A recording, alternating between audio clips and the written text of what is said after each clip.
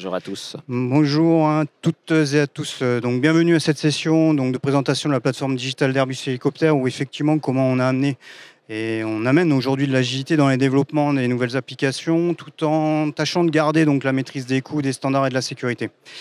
Pour ce qui est de me présenter, ça a déjà été en partie fait, mais je le refais vite fait. Donc je suis actuellement product owner de 2 lignes de service au sein de l'IM d'Airbus Hélicoptère. Donc sur la container product, sur la plateforme de containerisation, donc on a appelé donc la plateforme digitale qui fait l'objet de la présentation d'aujourd'hui, et la plateforme de end-to-end monitoring basée sur la solution Dynatrace. J'ai le plaisir de co-présenter donc cette session avec Damien, mon éminent collègue, que je laisse se présenter rapidement. Merci Alexandre. Donc enchanté, je suis Damien Gérard. Donc moi je suis Cloud et Digital Platform Manager, voilà, et j'ai rejoint le groupe Airbus Hélicoptère en 2018. Si tu le veux bien Alexandre, on va passer rapidement peut-être à l'agenda d'aujourd'hui. Alors j'essaye. Ouais, voilà, très bien, très bien. Alors très rapidement, donc l'agenda aujourd'hui, on va donc passer, on va vous présenter très brièvement donc Airbus Hélicoptère au travers de quelques chiffres, pour ensuite rentrer donc dans le vif du sujet, qui est donc la présentation de cette plateforme digitale, en commençant par la description donc des besoins et des objectifs de cette plateforme. On rentrera ensuite un petit peu plus dans le détail en balayant donc les concepts fondamentaux de cette plateforme et les gains qu'elle nous a donc apportés. Et je laisserai ensuite la main complète à Damien pour terminer sur la déclinaison technique de la plateforme, vous expliquer un petit peu plus concrètement ce qui tourne sur cette plateforme digitale aujourd'hui. Petit focus sur Airbus Hélicoptère, Alexandre, Ouais, pour remettre un peu le contexte. Ouais, on va faire ça très rapidement. Donc Airbus Hélicoptère, c'est une des divisions du groupe Airbus. Airbus qui regroupe donc 3 principales divisions. Airbus Avion, donc le premier avionneur mondial. Airbus Defence and Space, donc spécialisé dans la conception et la production de produits militaires et spatiaux. Et donc nous, Airbus Hélicoptère, premier hélicoptériste aujourd'hui mondial, ça représente donc encore quelques chiffres sur 2022, la livraison de 344 nouveaux appareils, pour un total en service aujourd'hui d'un peu plus de 12 000 appareils au travers de 153 pays. 153 pays. 153 pays, ouais, tout à fait, pour un chiffre d'affaires d'environ 7 milliards d'euros. Voilà pour la présentation rapide. Très bien, merci Alexandre. Et je te propose de rentrer directement dans le vif du sujet, sur les objectifs de cette plateforme.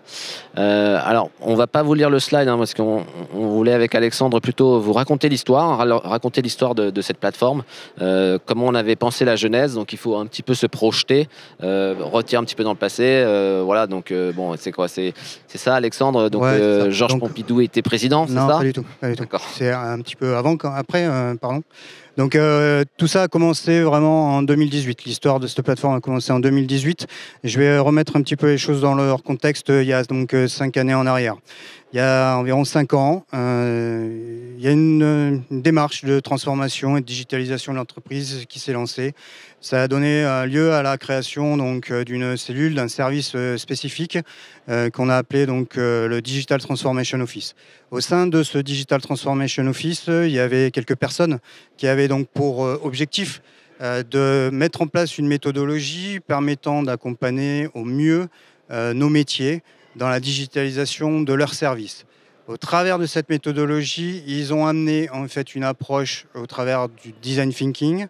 Ils ont voulu aller et avancer au travers de cette méthodologie aussi au travers de mock-up un peu dynamiques pour arriver jusqu'à la phase de développement applicatif en tant que tel, reposant sur un écosystème de start-up pour aller vite et déployer et permettre de déployer assez rapidement des applications en mode MVP. Donc ça, c'est une des composantes.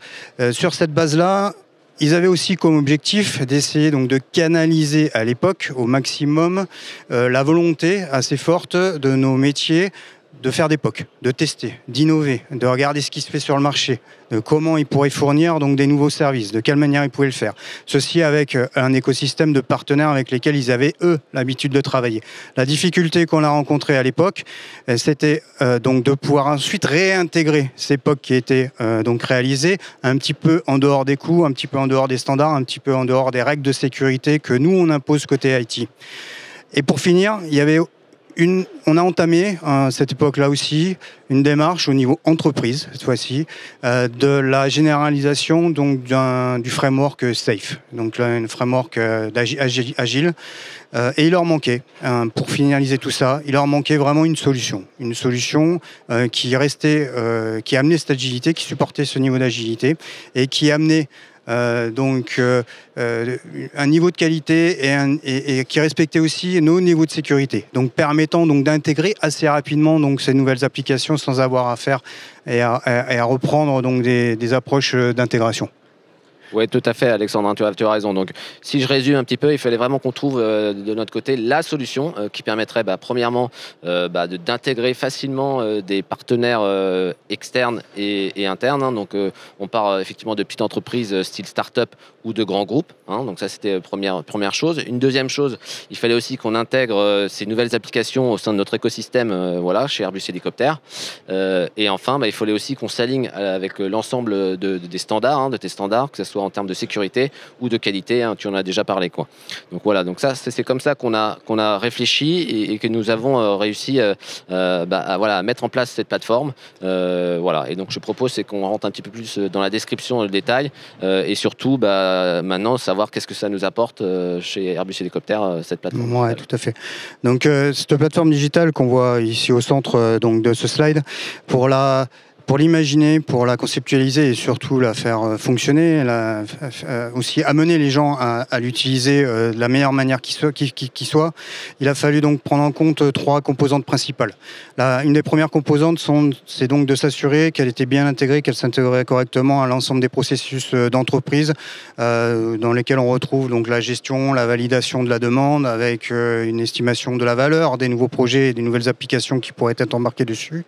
Il a fallu imaginer donc toute la partie process de onboarding, la partie process d'accompagnement associé, et bien sûr s'intégrer au framework SAFe de manière plus globale qui était en cours de déploiement et de généralisation au sein de l'entreprise. La deuxième composante, c'était de s'assurer que d'un point de vue équipe, donc cette plateforme allait bien s'intégrer dans l'organisation. Quand je parle d'équipe, je parle des équipes donc métiers, bien sûr, qui sont les premiers sponsors, les premiers utilisateurs au bout du bout de cette solution et de cette plateforme, les équipes IM côté business, les équipes IT dont on fait partie avec Damien particulièrement, et la Digital Factory qui est donc un élément de l'organisation chez nous qui a donc en charge la définition donc, des standards de développement, la meilleure manière de développer et le respect de ces standards associés. Et la troisième partie, c'est les parties prenantes. S'assurer aussi que cette plateforme, elle puisse être accessible, utilisable de manière efficace par l'ensemble de ces parties prenantes, donc bien sûr nos métiers, les développeurs qui soient internes ou externes issus de nos partenaires, des startups, qu'elles soient grosses ou petites et grosses entreprises, la sécurité IT, puisqu'on a toujours une exigence de niveau de sécurité au maximum, et les utilisateurs finaux. Pourquoi ? Parce que cette plateforme avait non seulement pour objectif donc, de builder et de permettre d'intégrer facilement une application sur notre écosystème et notre système d'information actuel, mais aussi de runner ces applications et de les mettre à disposition aux utilisateurs. Si on fait un rapide bilan à date aujourd'hui de ce que cette plateforme nous a apporté, c'est globalement positif. C'est globalement positif. Très positif, je dirais. Ça fait donc 5 ans. C'est positif dans le sens où donc, ça nous a permis de réduire donc, globalement les coûts de développement des applicatifs. Si on part sur une comparaison à iso-fonctionnalité. Oui, donc je permets de t'interrompre. Effectivement, là, on parle, effectivement, pour donner un petit peu quelques chiffres, on est dans l'ordre de 30% au niveau de réduction de coûts, ce qui est pas négligeable. Voilà, on parle toujours iso-fonctionnalité. Oui, tout à fait. Ça nous a permis aussi donc de réduire les coûts de déploiement des applications, c'est-à-dire de la dev jusqu'à de la prod, et de diviser le temps de déploiement drastiquement. Et si je donne un exemple assez rapide, c'est que sur des applications simples avec un simple front, un simple back et une base de données, rien de bien très compliqué, mais juste pour donner un exemple, on passait à peu près d'une semaine de déploiement entre de la dev et la prod, et aujourd'hui on est en dessous de la demi-journée, voire on se rapproche de l'heure. Voilà, et donc ça, c'est vraiment encore que pour les applications simples. Si on part sur des applications plus complexes, là, on est plutôt sur un facteur 2, hein, donc c'est effectivement beaucoup plus important. Donc on a gagné effectivement en coût, en durée, hein, et effectivement en coût, on a gagné en coût. Hein, ouais, tout à fait. Donc tout ça, c'est pour, ça arrive donc à une réduction donc, du time to market sur la livraison donc, de nouveaux services en tant que tel. Tout en gardant à l'esprit que ça nous a permis aussi donc d'augmenter la qualité donc des services fournis aux utilisateurs, d'augmenter la qualité des services aux utilisateurs. Pourquoi ? Parce que le cycle en tant que tel a été complètement réduit et donc de facto la correction de bugs et la remontée de bugs va beaucoup plus vite, c'est beaucoup plus agile, la vélocité des équipes est bien meilleure. Donc ça nous a permis d'amener, je dirais, un ressenti utilisateur bien meilleur que ce que l'on pouvait avoir précédemment. Et on peut aussi dire qu'on a aussi une augmentation au niveau de la qualité du code, hein, qui est ressentie hein, sur l'ensemble de nos codes applicatifs, et une augmentation au niveau de l'agilité sur tout ce qui est la gestion de notre obsolescence et de notre parc applicatif logiciel. Alors, juste pour rentrer maintenant dans le détail de la plateforme, sur quoi elle repose d'un point de vue technique, je vais passer la main à Damien, mais on a réussi à atteindre ces objectifs en automatisant le maximum de choses, en faisant en sorte que ce soit complètement automatique et surtout utilisable par le plus grand nombre. Et que l'utilisateur, au bout du bout, nos métiers, n'aient qu'une seule chose à faire principalement, c'est à se focaliser sur la définition des nouveaux services qu'ils veulent mettre à disposition et non pas sur la plomberie qui est derrière pour pouvoir builder leur application et la mettre à disposition au bout du bout aux utilisateurs finaux qui seront amenés à utiliser ces services. Donc je passe la main à Damien qui va vous présenter ça de manière... Merci Alexandre. Alors si on fait un petit focus rapide hein, sur la partie technique, hein, donc cette plateforme tourne sur un cluster OpenShift. Hein, donc OpenShift, hein, c'est un Kubernetes packagé par Red Hat, hein, donc avec des fonctionnalités supplémentaires qui sont rajoutées en top de la solution. On parle par exemple de S2I, hein, qui est un build pack hein, qui nous permet de builder nos images un petit peu personnalisées. Je pense aussi à GitOps, hein, qui est complètement intégré à la solution et qui nous permet effectivement de déployer sur l'ensemble de nos clusters nos applicatifs. Hein. Donc voilà, donc toute cette fonctionnalité, ces nouveaux abouts nous ont vraiment permis de rapidement atteindre nos objectifs. Et ça, c'était vraiment important à souligner, quoi. En termes effectivement d'outils, donc on met à disposition divers outils hein, pour les développeurs. Donc on parle typiquement, voilà, si on va en haut à gauche du slide, hein, de Git, hein, GitLab, hein, donc qui est notre SCM, notre code source management. C'est là effectivement qu'on va déposer notre code source, qui est notre point d'entrée.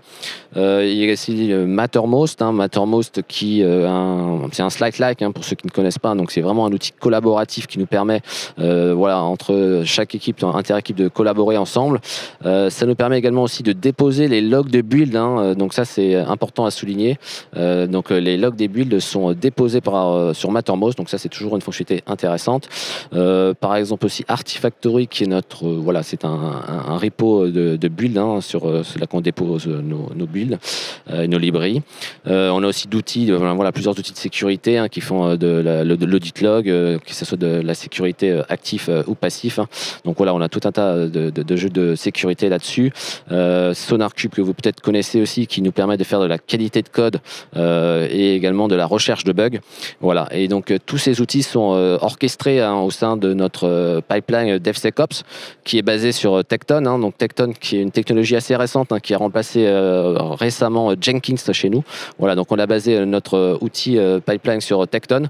Voilà. Donc c'est vraiment un outil, voilà, un bel outil.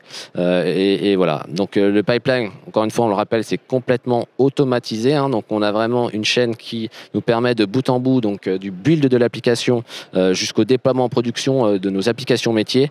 Ça, c'est complètement automatique. Voilà, donc ça, c'est important à souligner, quoi. Ça vous permet effectivement sur la partie business, enfin nos applications métiers, hein, donc ce que vous retrouvez au centre du schéma. Donc ils sont ensuite exposés hein, donc à nos des clients, des end-users, hein, que ce soit des end-users internes hein, ou externes. Donc alors externe, c'est sur demande, hein, donc c'est vraiment, il y a toujours un stamp de la sécurité évidemment, mais voilà, donc en tout cas c'est une fonctionnalité que la plateforme permet, c'est qu'on peut également adresser des partenaires externes, c'est possible, quoi. Tout ceci est basé effectivement aussi sur voilà, sur notre entreprise web SSO, sur notre solution SSO, hein, donc tout est sécurisé, les échanges et sécurité s'appuient sur l'authentification SSO, qu'on met aussi à disposition hein, des packages aux développeurs, hein, bon, pour éviter qu'ils réinventent la roue à chaque fois. Donc on a packagé des solutions pour leur permettre effectivement de leur simplifier la vie au sein de leur applicatif, quoi. Je peux aussi dire qu'effectivement on a aussi intégré avec nos solutions d'APM, hein, donc de performance et de monitoring, hein, que sont Dynatrace et Splunk. Voilà, donc je pense que j'ai fait le tour, Alexandre. Ouais, alors j'amènerai juste une petite précision, c'est que l'ensemble des outils qu'il vous a présentés avec GitLab, Mattermost, etc., il faut juste bien noter qu'ils sont accessibles au travers de notre solution de Web SSO aussi, quel que soit le point d'accès utilisé, qu'il soit interne ou externe. À partir du moment où on a un compte Airbus, on est capable de les utiliser. Donc voilà, pour conclure cette session, et je vous remercie de votre attention, je vais donner juste quelques chiffres rapides. Aujourd'hui, cette plateforme, elle a été identifiée comme un asset clé de l'entreprise. Elle est donc monitorée à un haut niveau. On doit faire donc, du dashboarding au niveau de notre top management pour exprimer et donner un petit peu le niveau de disponibilité de cette solution globale.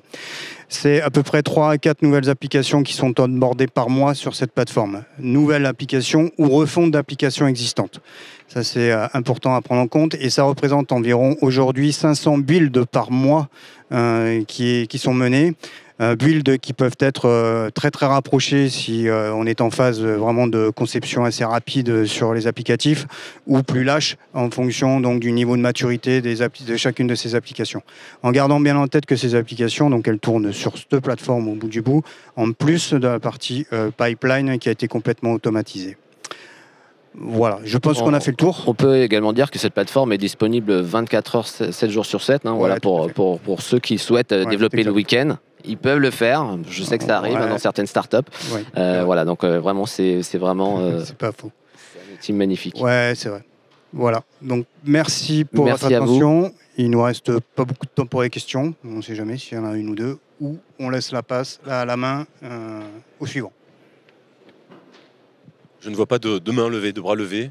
On vous remercie en tout cas. Merci infiniment. Airbus Hélicoptère, merci à vous. Et puis on vous souhaite un bon retour du côté de Marseille.